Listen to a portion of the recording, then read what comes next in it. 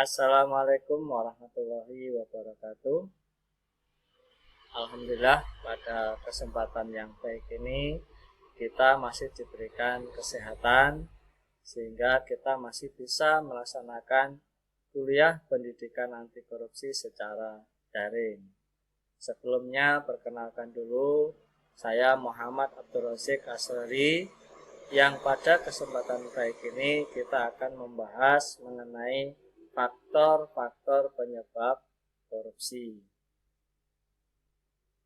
Sebagaimana yang sudah kita bahas sebelumnya, bahwasanya korupsi pastinya tidak datang dengan begitu saja, tetapi pasti berkaitan dengan faktor-faktor yang melatar belakangi. Sehingga kita hari ini akan membahas mengenai faktor internal dan faktor eksternal yang bisa menyebabkan terjadinya perilaku-perilaku korupsi yang ada di dalam masyarakat ini. Sebagaimana yang sudah sering kita dengar, ada semacam rumor yang berkembang di dalam masyarakat bahwasanya kejahatan itu seringkali terjadi karena ada niat dan kesempatan. Nah, sama, korupsi juga terjadi karena adanya willingness dan opportunity, yaitu adanya kesempatan, keinginan, dan juga sekaligus ada kesempatan tadi. Karena ada will dan opportunity. Nah, willing dan opportunity ini nanti akan berhubungan dengan faktor-faktor internal dan eksternal. Nah, apa itu faktor internal? Banyak sekali yang bisa menyebabkan terjadinya korupsi, yang itu justru datangnya dari diri kita sendiri. Nah, yang pertama yaitu persepsi kita terhadap korupsi. Apakah persepsi kita sudah benar-benar pas berkaitan dengan korupsi atau belum? Nah, banyak sekali kasus-kasusnya. Ternyata banyak dari masyarakat kita ini yang belum memahami apa sih itu korupsi. Bagaimana pengertian-pengertian yang sudah kita bahas kemarin, ternyata banyak masyarakat kita ini yang tidak memahami. Oh, ternyata perilaku itu adalah bagian dari korupsi. Sehingga karena banyaknya masyarakat atau diri kita yang ternyata justru tidak memahami bahwa itu adalah perilaku-perilaku korupsi, sehingga di masyarakat akan muncul perilaku-perilaku korupsi yang semakin berkembang di dalam masyarakat.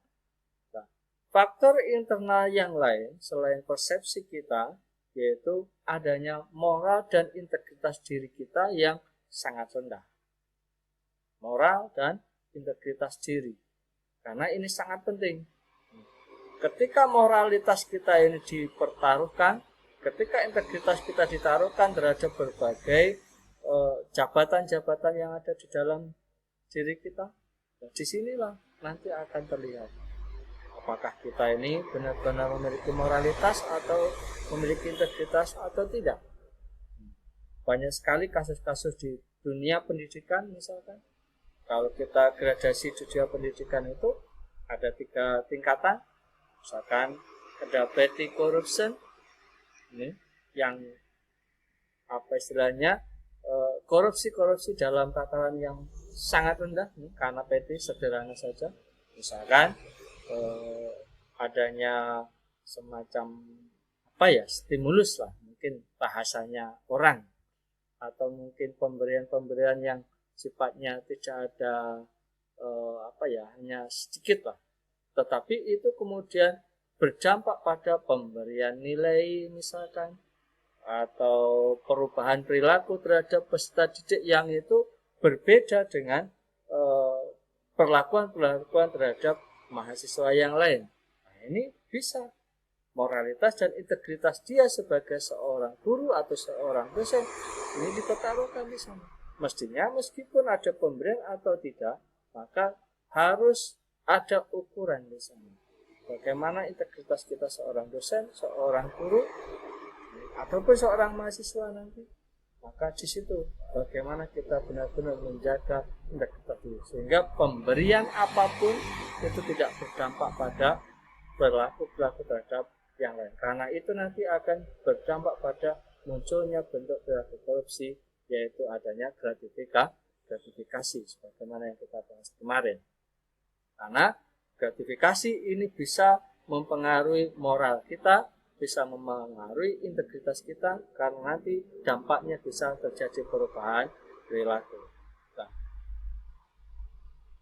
faktor internal yang lain yaitu adanya keserakahan, greed. Banyak di antara kita ini yang sangat serakah, diberi sedikit kurang, diberi banyak masih pengen nambah lagi. Biasa sifatnya manusia. Dan itu dari dalam diri kita.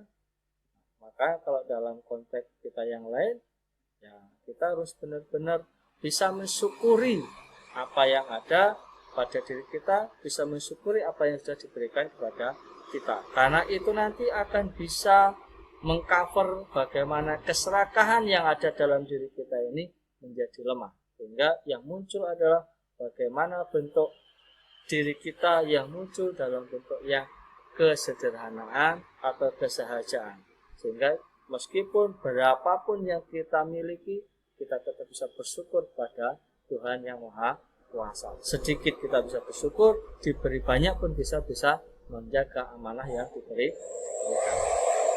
Selanjutnya yaitu adanya self esteem yang rendah. Nah, orang kalau percaya dirinya rendah, ini bisa berbahaya. Keakuan dirinya rendah, ini berbahaya. Apalagi kalau kemudian semangat kerjanya yang rendah. Wah, ini tambah bahaya lagi.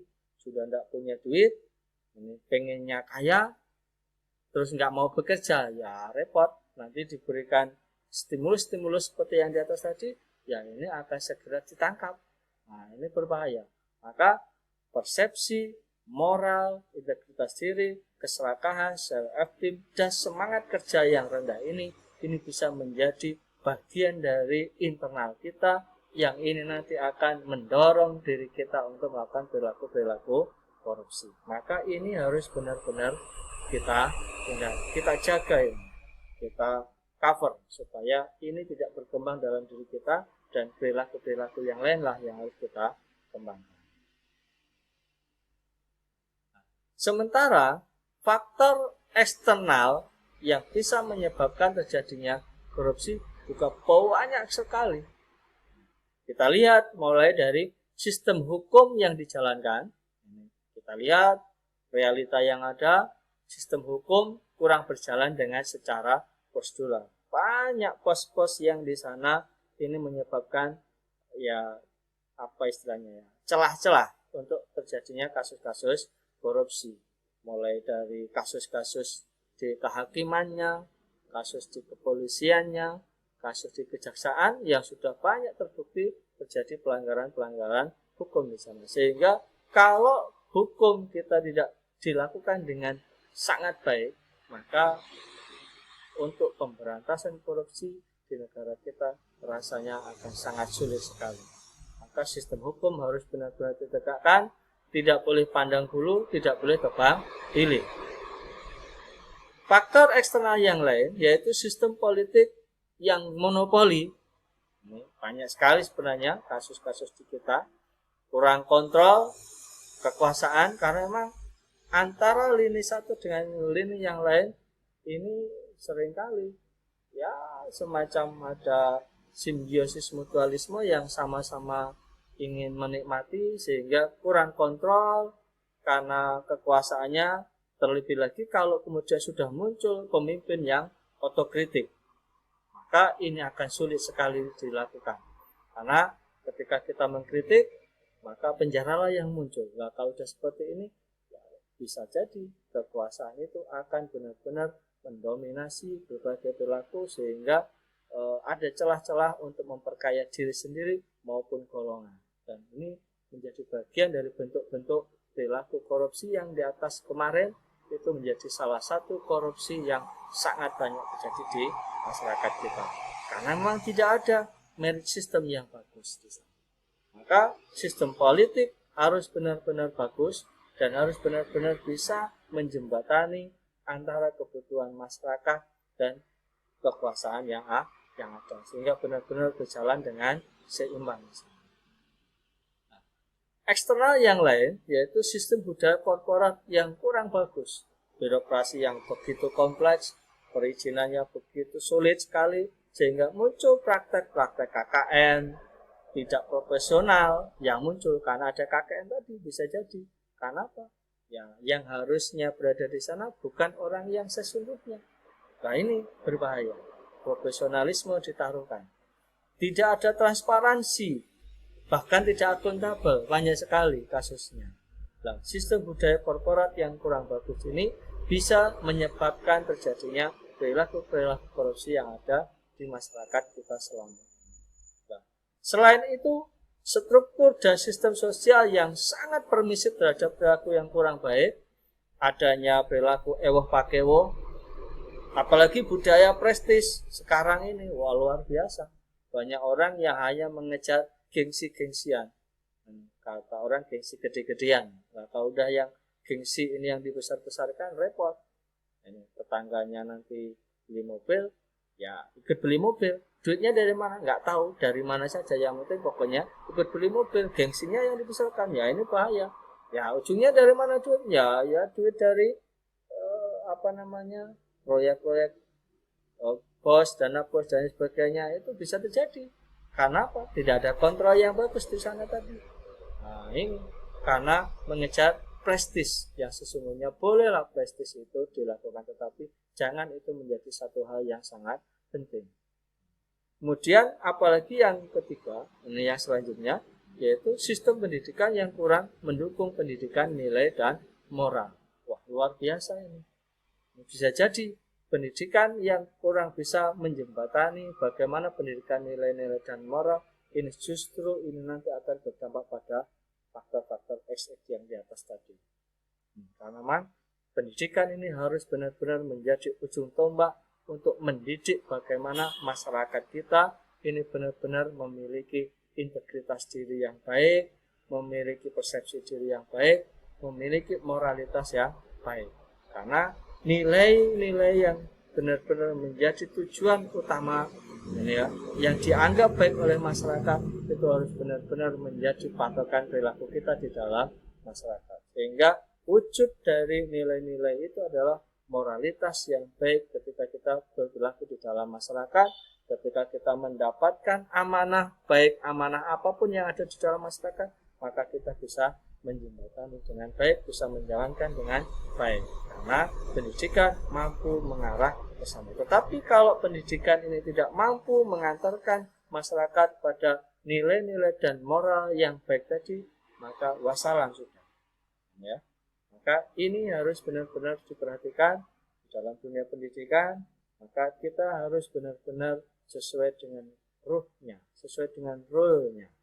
Jadilah mahasiswa yang baik, jadilah dosen yang baik, jadilah siswa yang baik, jadilah guru yang baik, sesuai dengan nilai-nilai sosial yang berkembang di dalam masyarakat, sesuai status dan peran kita di dalam masyarakat. Karena kalau kita sudah menyesuaikan dengan status dan peran kita di dalam masyarakat, berdasarkan nilai-nilai dan moralitas kita di dalam masyarakat, insya Allah kasus-kasus korupsi yang ada di masyarakat kita ini bisa ya lama-kelamaan akan semakin